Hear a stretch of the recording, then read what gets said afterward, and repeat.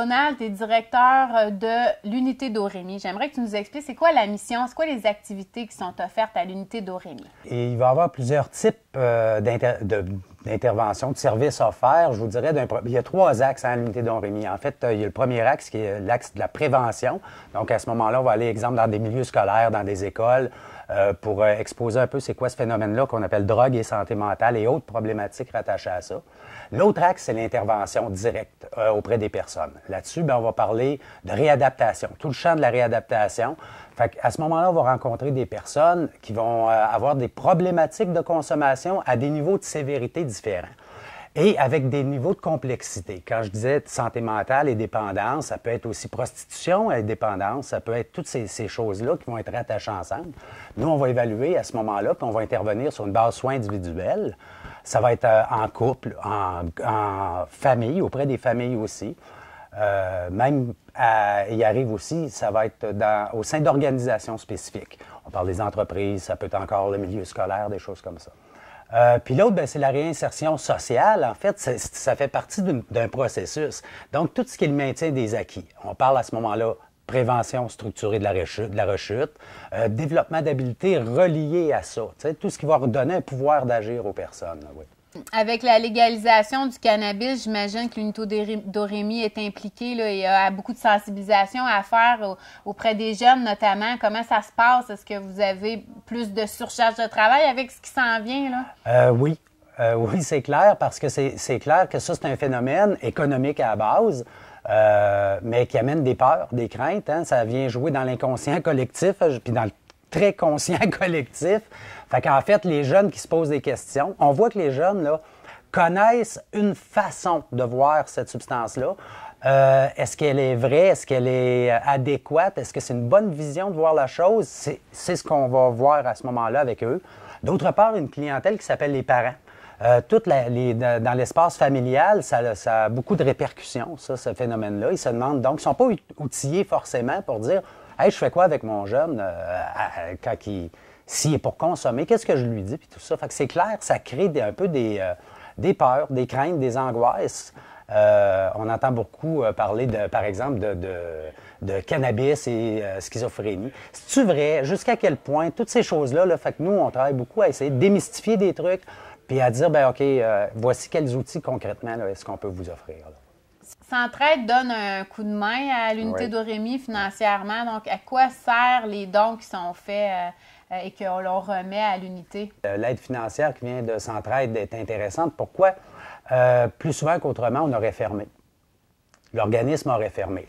Quand on parle du champ des dépendances santé mentale et toutes ces problématiques-là qui sont très mal perçues, il faut juste se dire que c'est le plus petit budget qui est dispensé dans tout le champ de la santé et services sociaux, c'est le budget dépendance. À ce moment-là, c'est sûr que Centraide vient donner un fichu de coup de main dans la continuité de ça. Merci. Bien, merci, Donald.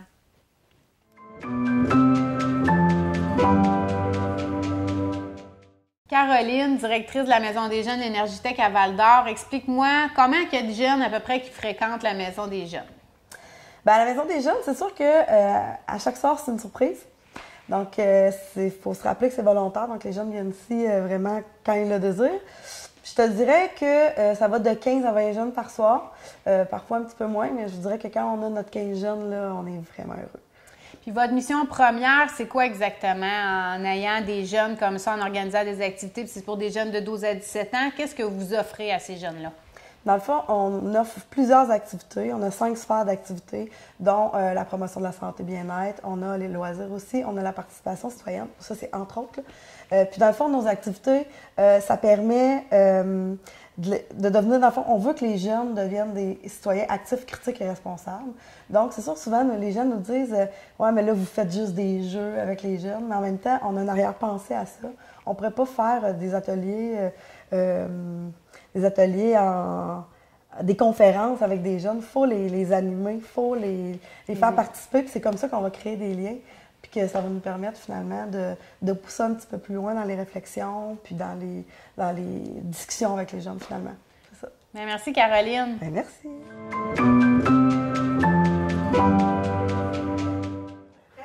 Louis-Philippe et Caroline, vous êtes deux jeunes qui venaient à l'Énergitech à Val-d'Or. J'aimerais, Caroline, d'abord que tu m'expliques quelles sont les activités auxquelles tu participes. Ben moi, j'aime quand on est une grosse gang parce que c'est plus le fun. On vient avec nos amis puis on s'amuse, là. Puis j'aime m'impliquer dans les activités comme avec comme le couloir de l'horreur. Là, on va faire une disco dans le gymnase, dans le nouveau gymnase, des affaires comme ça, des activités plus créatives. Toi, Louis-Philippe, ça fait combien de temps que tu viens? Ça fait bientôt 4 ans, en fait. Dans 2 mois, ça va bientôt faire 4 ans. C'est quoi tes activités préférées quand tu viens à la Maison des Jeunes? Gare au loup ou PIM, c'est la piscine. Le cinéma, c'est vraiment plein d'affaires que j'aime bien. Tu t'impliques bénévolement aussi dans l'organisation des activités. C'est quoi tu fais exactement? Je fais partie du conseil du CA. Je représente les jeunes, en fait, dans l'organisation de l'Énergitech. Je propose mes idées, ma vue en tant que jeune, puis qu'est-ce qu'on pourrait améliorer, en fait. Qu'est-ce que vous auriez à donner comme conseil d'un jeune qui est plus introverti, qui n'a peut-être pas beaucoup d'amis, qui ne sait peut-être pas que la Maison des Jeunes existe puis qui pourrait l'aider? Juste, viens. Ouais. Ça va juste t'aider. Ça m'a juste aidé, ça va rien t'aider. Tu vas faire un groupe d'amis, un cercle d'amis, puis ça va juste t'apporter beaucoup de choses dans ta vie, c'est tout. Ça m'a apporté, oui, vraiment beaucoup. Ça m'a apporté beaucoup d'amis, ça m'a apporté des gens qui sont comme des frères, des soeurs pour moi. Ça m'a apporté les gens avec qui je me tiens aujourd'hui. C'est un beau message. Ouais. La Maison des Jeunes, tu viens, puis ils sont tout le temps là pour t'aider, puis à chaque fois, la première fois que je suis venue, ben, ils te présentent, puis tu te fais beaucoup d'amis rapidement. Puis souvent, mettons au transit ou à Polyvalente, ben, il y a beaucoup de personnes. Fait que le monde qui vient à la Maison des Jeunes, ben, tu découvres des personnes que tu n'avais pas nécessairement parlé, mais qui sont dans ton école. Fait que tu te fais des amis ici qui vont rester à l'école. Puis tu vas rentrer dans leur gang d'amis, puis tu vas te faire plus d'amis. C'est plus le fun. Bien, merci à vous deux. Merci Louis-Philippe, merci Caroline. Très apprécié. oui, ça fait plaisir.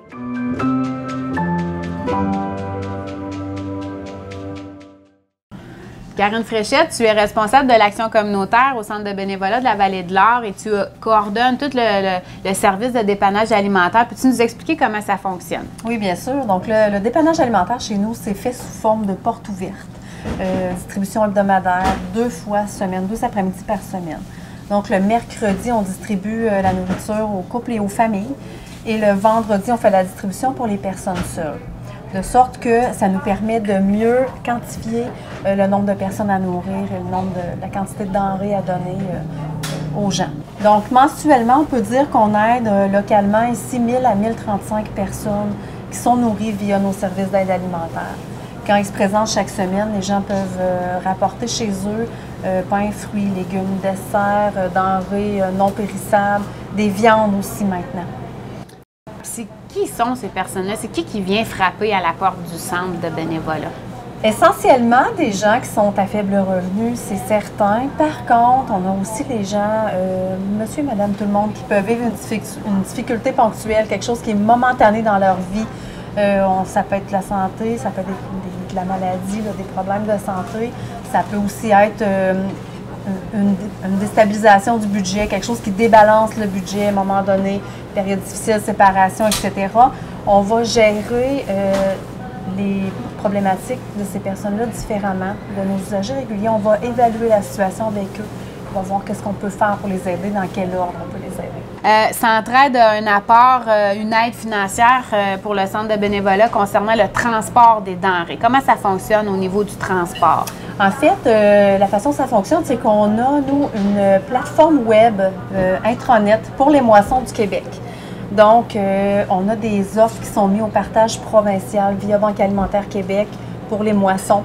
À ce moment-là, nous, on va accepter la denrée, l'offre de denrée qui est créée par les donateurs, le Bonduel, Craft, etc. Il y en a vraiment plusieurs. Quand on a plusieurs palettes de denrées qui sont accumulées à notre entrepôt de Montréal, on envoie un transporteur. À ce moment-là, les denrées arrivent ici par palette, évidemment, et se fait le transfert là, vers nos organismes accrédités. Il y a toute une gestion qui se fait au niveau de ces denrées-là. Évidemment, on dessert Malartic, Sainte-Terre, Val-d'Or, Amos, Kitsakik, Lac-Simon. Et c'est cette année, là, je dirais 71 000 quelques kilos qui a été transigé ici via le budget de Centraide, nos transports, pour une valeur marchande d'environ 475 000 Quand même, donc, on s'entend que c'est important. C'est comme important. chiffre. Ben, merci, Karine. bien, merci. Diane, raconte-nous le moment dans ta vie, le contexte de ta vie qui a fait en sorte que tu es venue chercher de l'aide alimentaire. Contexte. Bien, premièrement, j'étais rendue sur l'aide sociale. Bon, j'avais plus d'argent vraiment pour payer mes comptes. J'arrivais extrêmement difficilement. J'étais rendue aussi dans un contexte de vie où j'étais rendue extrêmement anxieuse, ce qui m'a amenée à l'agoraphobie, claustrophobie, ce qui m'a amenée à plein de situations, dépression.